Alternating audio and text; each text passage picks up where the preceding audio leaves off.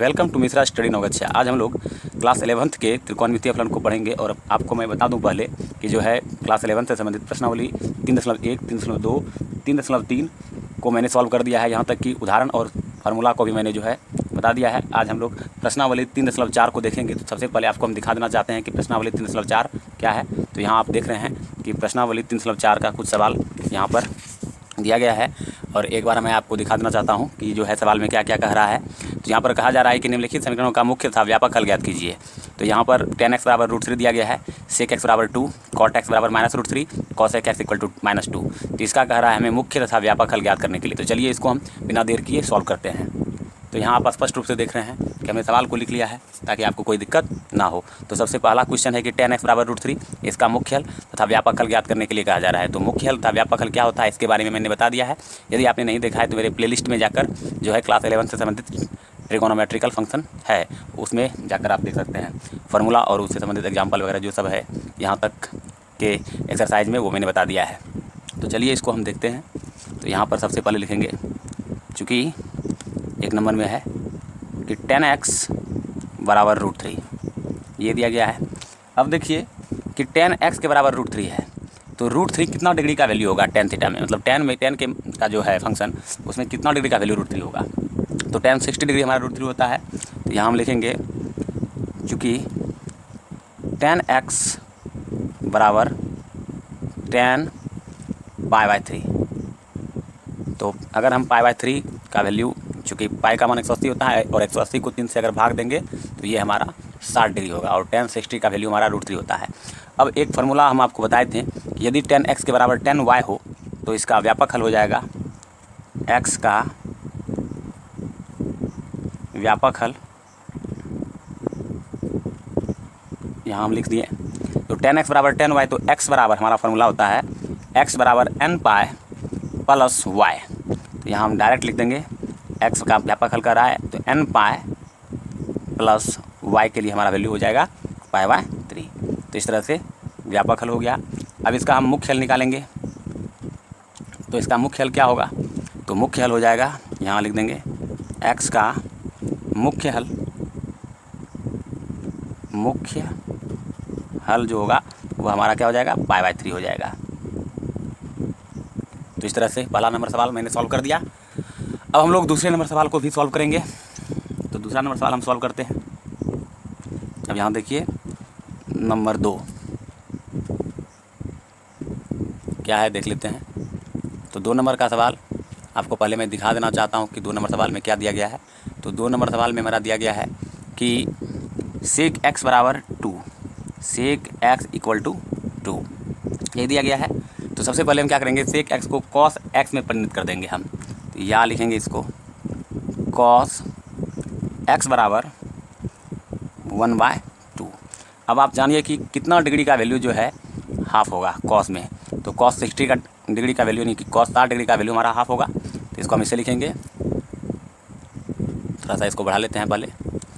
तो यहाँ लिखेंगे हम cos x बराबर cos 60 डिग्री के लिए हम क्या लिख सकते हैं, π/3। अब हमारा व्यापक हल के लिए क्या फार्मूला होगा, यदि cos x बराबर cos y हो तो इसके लिए हमारा फार्मूला होता है, यहाँ लिखेंगे x का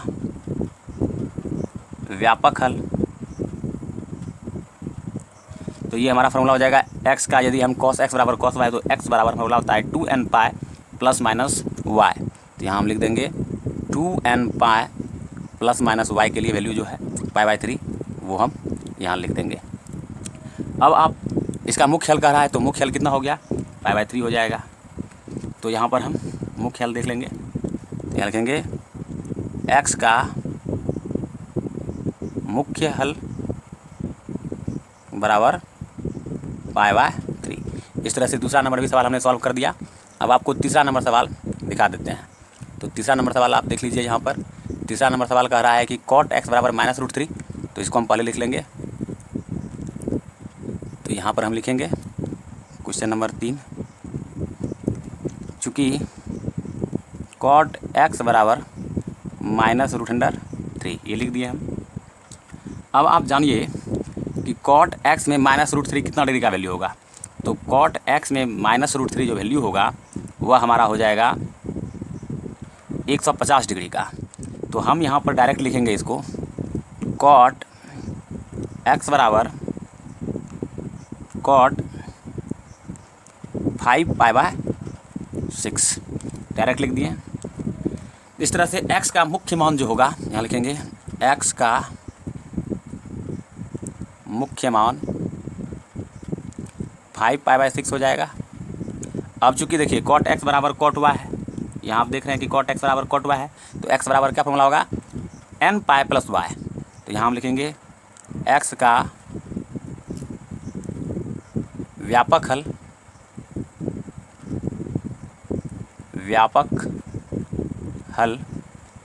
x का व्यापक हल डायरेक्ट लिखेंगे हम nπ + y के लिए हम पुट कर देंगे 5π/6।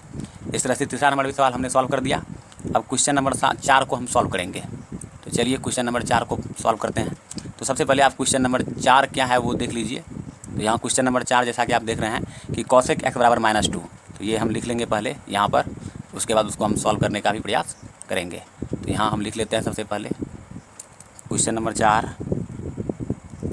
कॉसेक x बराबर -2, ये हमने लिख लिया। अब आप देखिए कि इसको हम कैसे सॉल्व करते हैं। तो यहाँ आप देख सकते हैं कि कॉसेक x बराबर -2 है, तो हम कैसे लिखेंगे इसको। तो साइन x बराबर हमारा क्या हो जाएगा, पहले इसको साइन x में कन्वर्ट कर लीजिए। साइन x बराबर -½ चूँकि कॉसेक x का अपोजिट होता है। अब देखिए साइन 30 डिग्री का वैल्यू हमारा क्या होता है, हाफ होता है, और माइनस साइन 30 डिग्री का वैल्यू हो जाएगा -½ तो यहाँ डायरेक्ट हम लिखेंगे माइनस साइन 30 डिग्री के लिए हम क्या लिख सकते हैं π/6 लिख सकते हैं, बराबर x के लिए अगर x के लिए π/6 रखेंगे तो ये हमारा -1/2 हो जाएगा। इस तरह से हम कह सकते हैं, या ऐसे हम कह सकते हैं कि साइन x बराबर माइनस साइन π/6। अब देखिए यदि साइन x बराबर साइन y हो तो x बराबर क्या हो जाएगा। तो सबसे पहले मुख्य हल लिख लीजिए, x का मुख्य मान हमारा हो जाएगा -π/6 रेडियन, -π/6 और रेडियन हर जगह दे दीजिए। तो इस तरह से हम आपको दिखा देना चाहते हैं। तो ये आप देखिए कि अभी साइन x बराबर साइन y हो तो इसके लिए फार्मूला क्या होता है, x बराबर nπ + x बराबर nπ + -1n इंटू y होगा। तो यहाँ पर लिख देंगे, अतः x का व्यापक हल बराबर nπ + -1n इंटू π/6। यहाँ तक आपने सवाल को समझ लिया। इस तरह से पहले सवाल को जो है प्रश्न संख्या जो 1 था, 2 था, 3 था और 4 था, मैंने सॉल्व करके आपको बताया। अब हम लोग इसी चैप्टर का जो है प्रश्नावली 3.4 का दूसरे नंबर का जो क्वेश्चन है उसको हम सॉल्व करने का प्रयास करेंगे। तो चलिए सबसे पहले आपको दूसरे नंबर का जो प्रश्न है वो हम दिखा देना चाहेंगे। तो चलिए आप पहले देख लीजिए कि प्रश्नावली 3.4 का दूसरा नंबर में जो दिया गया है सवाल कि निम्नलिखित प्रत्येक समीकरणों का व्यापक हल ज्ञात कीजिए। तो यहाँ कहा जा रहा है कि व्यापक हल ज्ञात करने के लिए तो इसको भी हम ज्ञात करने का प्रयास करेंगे। तो चलिए सबसे पहले इसको हम लिख लेंगे, उसके बाद इसको हल करेंगे। तो यहाँ आप देख रहे हैं कि हमने सवाल को लिख लिया है। तो सबसे पहले क्वेश्चन नंबर 5 को हम सॉल्व करेंगे यहाँ पर। तो यहाँ लिखेंगे सॉल्यूशन लिख दिया। यहाँ पर प्रश्न से दिया गया है कि cos 4x बराबर हमारा यहाँ दिया है कि cos 2x। तो ये देखिए इसको हम कैसे करेंगे कन्वर्ट। इसको हम इस तरह से लिख सकते हैं cos 4x minus cos 2x = 0, ऐसे लिख सकते हैं इसको हम। अब देखिए यहाँ cos a minus cos b का फार्मूला यूज करेंगे। तो इसका फार्मूला होता है 2 sin a + b यानी कि 4x + 2x/2 into sine a - b/2। तो 4x - 2x/2 बराबर 0। अब आप देखिए यहाँ पर ये हो जाएगा हमारा 2 sin 4x + 2x that means 6x। 6x को 2 से भाग देंगे तो ये हमारा हो जाएगा 3x इंटू साइन 4x में से 2x माइनस कर देंगे तो 2x/2 तो दैट मीन्स क्या हो जाएगा x बराबर हमारा हो गया 0। तो ये आपने समझ लिया। जब, अब देखिए, जब ये हमारा हो जाएगा, यहाँ पर आप देख सकते हैं कि वैल्यू मेरा क्या आया। तो यहाँ देख रहे हैं आप कि two sine 3x and 2 sine x हुआ, ये आया वैल्यू। तो इसको हम सॉल्व करने का प्रयास करते हैं। Sign 3x into sine x बराबर 2 से यदि भाग हो जाएगा तो ये हमारा 0 हो जाएगा। यहाँ तक आपने समझ लिया। अब आगे बढ़ते हैं।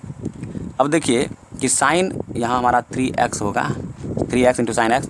अब लिखिए जब साइन 3x, इस चीज़ को यहाँ पर, जब साइन 3x बराबर 0, तो x का मुख्य मान क्या हो जाएगा? x का मुख्य मान हो जाएगा 0, यानी कि साइन 3x बराबर 0 है। तो यदि यदि साइन 3x बराबर 0 हो तो x का मुख्य मान 0 हो जाएगा, सिंपल 0 लिख दीजिए। अब देखिए फार्मूला है कि यदि साइन x बराबर 0 हो तो इसका व्यापक हल हो जाएगा हमारा कि x का व्यापक हल, यानी x के लिए क्या है 3x का व्यापक हल हमारा हो जाएगा, आप देख लीजिए, व्यापक हल में हो जाएगा हमारा n पाए। यदि साइन x बराबर 0 तो x बराबर n पाए। तो हम x बराबर क्या लिख सकते हैं, या इसको लिख सकते हैं कि x बराबर n पाए बाई 3, n पाए 3 चूँकि गुणाम होगा तो भाग हो जाएगा यहाँ। तो ये दूसरा नंबर का जो है मान हम व्यापक हल ज्ञात कर लिए। अब इसी प्रकार हम लोग नेक्स्ट सवाल को देखेंगे और उसको भी सॉल्व करने का प्रयास करेंगे। तो यहाँ आप देख रहे हैं कि 6ठा नंबर सवाल है हमारा सॉल्यूशन, और क्वेश्चन नंबर 6 है हमारा कि cos 3x plus cos x minus cos 2x is equal to 0, यही है। अब आप यहाँ देखिए कि हम इसको कैसे सॉल्व करेंगे। तो सबसे पहले cos a plus cos b का फार्मूला यहाँ यूज करेंगे हम। तो इसके लिए हम जानते हैं कि इसका फार्मूला क्या होता है। इसका फार्मूला हो जाएगा 2 cos a plus b, 2 cos a plus b by 2 into cos a minus b by 2, तो 3x माइनस x बाई 2। अब ये जैसे है वैसे लिख देंगे, माइनस cos 2x बराबर 0। अब इसको पहले हम सॉल्व कर लेते हैं, जैसा कि आप यहाँ देख रहे हैं स्पष्ट रूप से। तो ये हमारा हो जाएगा 2 cos 3x plus x 4x by 2, that means 2x cos 3x minus x 2x by 2, that means x minus cos 2x equal to 0, इतना होगा। अब देखिए cos 2x दोनों में है तो cos 2x हम कॉमन ले लेंगे। अब इसको हम इस तरह से लिखेंगे 2 cos x minus 1 is equal to 0। अब देखिए जब cos 2x बराबर 0 होगा तब 2x बराबर हमारा क्या हो जाएगा, 2x बराबर हमारा हो जाएगा पाई बाई 2। पाई बाई 2 में जो है cos का वैल्यू 0 डिग्री जो होगा वह पाई बाई 2 होगा। तो समझ गए। तो 2x बराबर हमारा हो गया पाई बाई 2। 2x का व्यापक मान क्या हो जाएगा, 2x का व्यापक मान, तो इसका मान हो जाएगा यानी कि cos x बराबर 0 तो x बराबर क्या हो जाएगा हमारा, तो 2n प्लस 1 इंटू वाई होता है। यहाँ लिखेंगे 2n प्लस 1 इंटू वाई के लिए हमारा वैल्यू क्या हो जाएगा, जो वैल्यू आया है यहाँ पर पाई बाई 2, ये हम लिख देंगे यहाँ पर। इस तरह से हम लिख सकते हैं कि x बराबर तब क्या होगा, x बराबर हमारा हो जाएगा 2n प्लस 1। अब देखिए यहाँ पाई बाई 2 है, इसको गुना कर दीजिए 2 से, तो ये हमारा हो जाएगा पाई बाई 4। इस तरह से हम समझ गए, ये चीज़ तो समझ गए आप कि कैसे हुआ। अब इसी प्रकार दूसरा हम लेंगे फिर। अब देखिए कि 2 cos, जब 2 cos x माइनस 1 बराबर 0 होगा तब जो है हमारा cos, अब यहाँ ऐसे लिखिए इसको कि 2 cos x बराबर ई माइनस को उस पर भेज दीजिएगा, प्लस हो जाएगा। तो इस तरह से cos x बराबर हमारा क्या होगा, हाफ हो जाएगा। यहाँ तक समझ में आ गया आपको। या इसको लिख सकते हैं कि cos x बराबर cos कितना डिग्री का वैल्यू होता है, हाफ, तो ये 60 डिग्री का वैल्यू हो जाता है हाफ। तो यहाँ हम पाई वाई 3 लिखेंगे। देखिए cos x बराबर cos y, तो यदि cos x बराबर cos y हो तो x बराबर हमारा क्या हो जाएगा, x बराबर हो जाएगा 2n pi plus minus y के लिए पाई बाई 3 हो जाएगा। तो ये फार्मूला होता है, यदि cos x बराबर cos y हो तो x बराबर 2n pi plus minus y, तो हम y के स्थान पर पाई बाई 3 रख दिए। तो इस तरह से यह हो गया व्यापक हल, ये हमारा हो गया व्यापक मान। अब देखिए मुख्य हल क्या होगा, तो मुख्य हल सिंपल हो जाएगा π/3। इस तरह से हमने जो है प्रश्न संख्या 6 को भी सॉल्व कर दिया है। अब हम लोग प्रश्न संख्या 7 को सॉल्व करेंगे। तो चलिए प्रश्न संख्या 7 को सॉल्व करेंगे। आप एक बार देख सकते हैं यहाँ पर कि मैंने कैसे लिखा है इसको। तो यहाँ हमने फार्मूला लगाया है कि cos a plus cos b का, तो ये फार्मूला हुआ 2 cos a plus b/2 into cos a minus b/2, और ये चीज़ ऐसे ही रहा। इसको सॉल्व करते गया और आपको मैंने समझाया। अब हम लोग नेक्स्ट सवाल को देखते हैं। तो जैसा कि आप यहाँ पर देख रहे हैं कि इसको हम कैसे लिख सकते हैं, इसको हम लिखेंगे इस तरह से। देखिए sin 2x बराबर फार्मूला होता है 2 sin x into cos x। तो इसके बराबर हम लिखेंगे कि sin x into cos x, x into cos x लिख दिए। अब प्लस cos x लिख देंगे हम बराबर 0। ठीक है।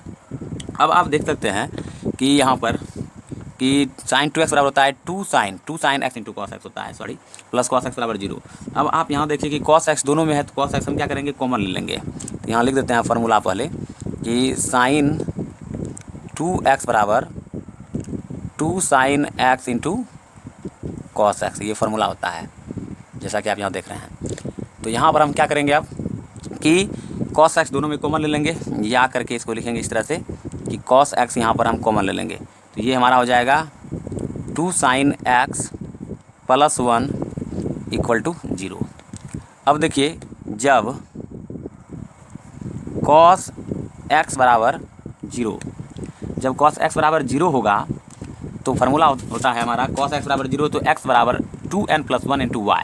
तो यहाँ डायरेक्ट लिख देंगे x बराबर 2n प्लस 1 इंटू वाई, यानी π/2। तो इसका मुख्य मान अगर देखा जाए तो ये π/2 होगा और व्यापक मान ये होगा। अतः लिखेंगे यहाँ पर, अतः मुख्य मान यदि हमसे पूछ दिया जाए तो हम लिख देंगे मुख्य मान π/2 तथा व्यापक मान किसका, तो x का, व्यापक मान 2n प्लस 1 π/2। यह x का मुख्य मान और व्यापक मान आपको बताया मैंने। अब इसी प्रकार आप देखिए कि जब नंबर 2, ये 1 नंबर का था, दूसरा नंबर आप यहाँ देखिए कि जब 2 sin x प्लस 1 बराबर 0 हो तो उस स्थिति में हम क्या करेंगे। तो सबसे पहले आप ये देखिए कि 2 sin x बराबर इस 1 को उस पार भेज देंगे तो ये हमारा -1 हो जाएगा। तो इस तरह से हमारा क्या हो जाएगा कि sin x बराबर -½ अब देखिए कि साइन में कितना डिग्री का मान -½ होगा, इसको हम लिखेंगे या sin x बराबर sin -π/6। तो चूँकि π/6 में 30 डिग्री और साइन -θ sin θ होता है, तो इसलिए हमने इसको इस तरह से कन्वर्ट किया यहाँ पर। अब देखिए कि sin x बराबर sin y, तो x बराबर क्या हो जाएगा, तो x बराबर हमारा हो जाएगा n pi plus -1 to the power n, और y के लिए हमारा क्या वैल्यू है π/6। ये हमारा व्यापक हल हो गया। ठीक है। अतः लिखेंगे, अतः x का मुख्य मान,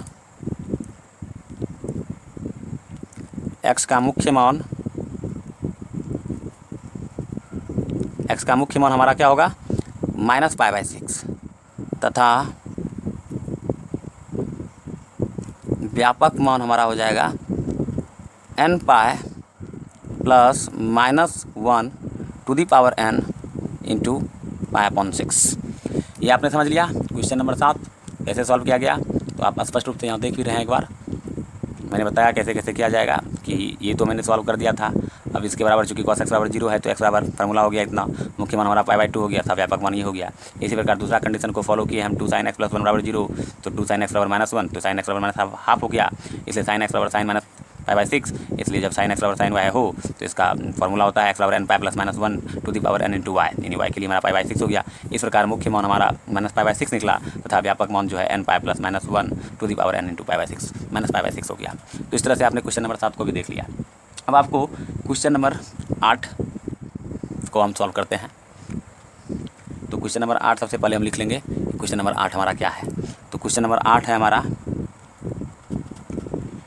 sec स्क्वायर 2x, जैसा कि मैंने पीछे लिखा ही है प्रश्न को, आपको मैंने दिखाया भी। sec स्क्वायर 2x बराबर 1 - tan 2x अब इसका हमको कह रहा है फाइंड करने के लिए वैल्यू, तो यहाँ आप देख लिए। तो चलिए इसको हम फाइंड करते हैं। तो अब यहाँ आप देख सकते हैं कि चूँकि सेक स्क्वायर 2x है बराबर 1 - 10 2x है, तो इसको हम इस तरह से भी लिख सकते हैं कि सेक स्क्वायर x का फार्मूला हमारा होता है कि 1 + 10 स्क्वायर x। तो यहाँ हम लिख देंगे 1 + 10 स्क्वायर x के लिए हम 2x लिखेंगे बराबर 1 - 10 2x हो जाएगा हमारा। तो ये मैंने लिख लिया।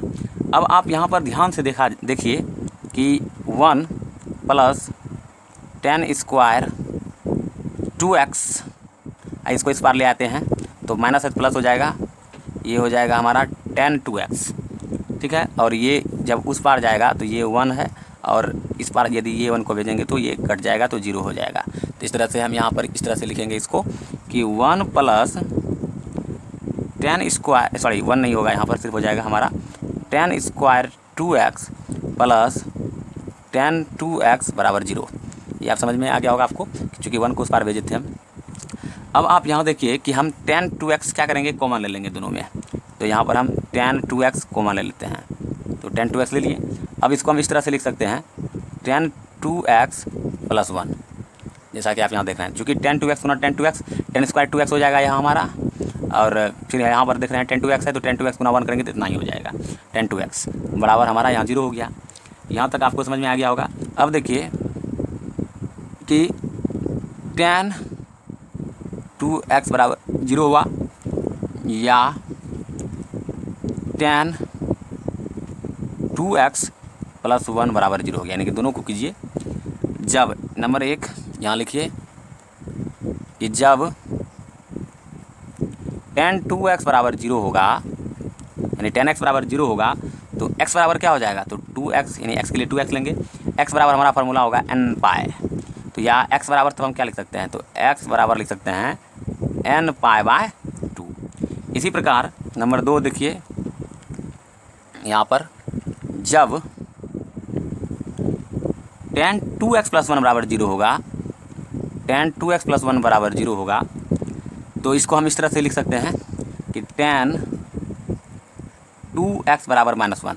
और -1 कितना डिग्री का वैल्यू होगा, तो ये आप यहाँ देख सकते हैं कि हम इसको ऐसे लिख सकते हैं 10 2x बराबर, यहाँ -1 है तो 10 180 माइनस थीटा होता है हमारा -10 थीटा, और इसको हम इस फॉर्म में लिखेंगे 10 180 डिग्री और π/4 यानी कि 45 डिग्री का वैल्यू 1 होगा। तो यहाँ पर लिख देंगे -π/4। तो चूँकि हम किसके लिए लिखे हैं, -1 के लिए लिखे हैं यहाँ पर, ठीक है। तो यहाँ आप देख रहे हैं। तो अब इस तरह से हम इसको लिखेंगे यहाँ पर कि 10 2x बराबर, पहले इसको सॉल्व कर लेते हैं, तो 4π - π दैट मीन्स 3π। तो यहाँ हमारा हो जाएगा 10 3π/4। अब आप यहाँ देख सकते हैं कि यदि 10x बराबर 10y हो तो x बराबर हमारा होता है n π।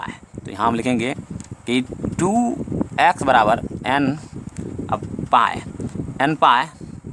+ y। तो यहाँ पर आप देख सकते हैं कि y के लिए हमारा क्या है, 3π/4 है। यहाँ तक आपने समझ लिया। तो x बराबर हमारा क्या हो जाएगा यहाँ पर, तो x बराबर हमारा हो जाएगा n π/2 + 3π, 4 से दोनों 4 को गुना कर दीजिए, 2 को 8। यहाँ भी देख रहे हैं कुछ नहीं तो 1 है, 1 से गुना किया है 2 है। तो इस तरह से जो है प्रश्न संख्या 8 को भी मैंने सॉल्व कर दिया। अब प्रश्न संख्या हम 9 को सॉल्व करने का प्रयास करेंगे। तो चलिए हम आगे बढ़ते हैं और प्रश्न संख्या 9 को सॉल्व करते हैं। तो जैसा कि आप यहाँ पर देख रहे हैं, तो इसको देखिए कैसे सॉल्व करेंगे हम। सबसे पहले क्या करेंगे, इसको हम sin 5x और sin x को ब्रैकेट में ले लेंगे। यहाँ लिखेंगे sin 5x + sin x, इस तरह से इसको लिख सकते हैं। तो अब जो बचा मेरा क्या बचा, तो sin 3x बचा। तो यहाँ हम लिख देंगे sin 3x बराबर हम लिखेंगे 0। यहाँ चूँकि सॉल्यूशन कर रहे हैं इसको। तो अब आप देखिए कि sin a + sin b का फार्मूला होता है हमारा 2 sin a + b/2। यहाँ हम इस तरह से लिखेंगे 5x + x/2 into cos a - b/2, cos 5x - x/2 plus ये हमारा ज्यों का त्यों उतर जाएगा sin 3x बराबर 0। अब आप देखिए कि ये हमारा हो जाएगा 2 sin 5x + x 6x/2 that means 3x into cos 5x - x 4x/2 that means 2x plus sin 3x बराबर 0। यहाँ तक आपको समझने में कोई परेशानी नहीं हुई होगी। अब हम लोग आगे देखते हैं। तो आगे आप देखिए यहाँ पर कि मेरा क्या इस तरह से इसको हम लिख सकते हैं। इसको हम लिख सकते हैं, देखिए sin 3x दोनों में कॉमन है, तो sin 3x पहले हम कॉमन ले लेंगे। तो यहाँ लिखेंगे हम sin 3x और इसको हम इस तरह से लिख सकते हैं 2 cos 2x + 1 = 0। यहाँ तक आपको समझ में आ गया। इसलिए sin 3x बराबर हमारा क्या हो जाएगा, sin 3x बराबर 0 होगा, ठीक है, या 2 cos 2x + 1 बराबर 0 होगा। अब आप देखिए यहाँ पर कि जब sin 3x बराबर 0 होगा तो x बराबर फॉर्मूला होगा n पाई। तो इसको हम ऐसे लिखेंगे 3x बराबर n पाई, या इसको हम लिख सकते हैं x बराबर n पाई बाई 3। यहाँ तक आपको समझ में आ गया। अब हम लोग दूसरा नंबर चलेंगे। तो ये पहला नंबर था sin 3x बराबर 0, ये पहला नंबर, ये हमारा दूसरा नंबर है। यहाँ पहला नंबर लिख लेंगे जब, इसी प्रकार यहाँ दूसरा नंबर लिखेंगे जब 2 cos 2x + 1 बराबर 0। तो इसको हम पहले सॉल्व कर लेते हैं। यहाँ लिखेंगे 2 cos 2x बराबर -1, या लिख सकते हैं इसको, यहाँ पर आप देख सकते हैं 2 cos 2x बराबर, एक बार और लिख देते हैं तब लिखेंगे इसको 2 cos 2x बराबर -1/2। इतना लिख दिया, कोई दिक्कत नहीं है यहाँ पर। अब देखिए -1/2 किसका वैल्यू होगा, तो cos 180 degree minus theta cos theta होता है। तो इसको इसी फॉर्म में बैठाएंगे। तो यहाँ लिखेंगे हम कि cos 2x बराबर cos 180 degree minus theta, theta के लिए चूँकि हमको यहाँ -½ किसका वैल्यू होगा cos में, तो 60 डिग्री का वैल्यू होगा। तो यहाँ हम π/3 लिख देंगे। अब पहले इसको हम सॉल्व कर लेते हैं।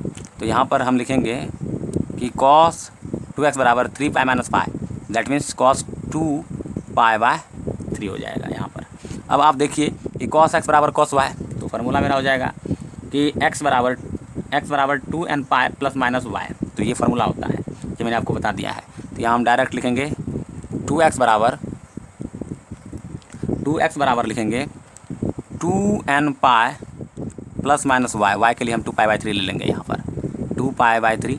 इस तरह से x बराबर हमारा क्या हो जाएगा, तो x बराबर हो जाएगा n पाई ± π/3। क्यों हुआ, देखिए 2 जब इधर होगा भाग में, चूँकि गुना में है तो भाग में आएगा, 2 कट जाएगा, इसलिए n पाई ± π/3 होगा, ठीक है।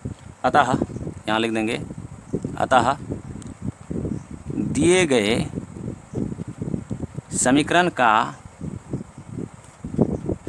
का व्यापक हल जो हो जाएगा हमारा, वो हो जाएगा, पहला तो हमारा हो गया ये वाला, आप देख सकते हैं कि पहला हमारा हो गया n π/3। तो यहाँ लिख देंगे हम n π/3। दूसरा हमारा क्या हुआ, n पाई हुआ, और तीसरा हमारा क्या हो गया, n पाई प्लस माइनस, यही हुआ दूसरा, n पाई ± π/3। इस तरह से हमने जो है प्रश्नावली 3/4 का प्रश्न संख्या 5, 6, 7, 8, 9 तक के सवालों को सॉल्व कर दिया है। अब हम लोग नेक्स्ट वीडियो में जो है त्रिकोणमिति का विविध उदाहरण जो है उसको सॉल्व करने का प्रयास करेंगे, जैसा कि आप यहाँ देख रहे हैं। फिर उसके बाद विविध उदाहरण मतलब कंप्लीट करने के बाद जो है फिर यहाँ देख रहे हैं आप एक चीज़ कि ये देखिए अध्याय 3 पर विविध प्रश्नावली, इसको सॉल्व करेंगे। तो आज के लिए इतना ही, मिलते हैं नेक्स्ट वीडियो में।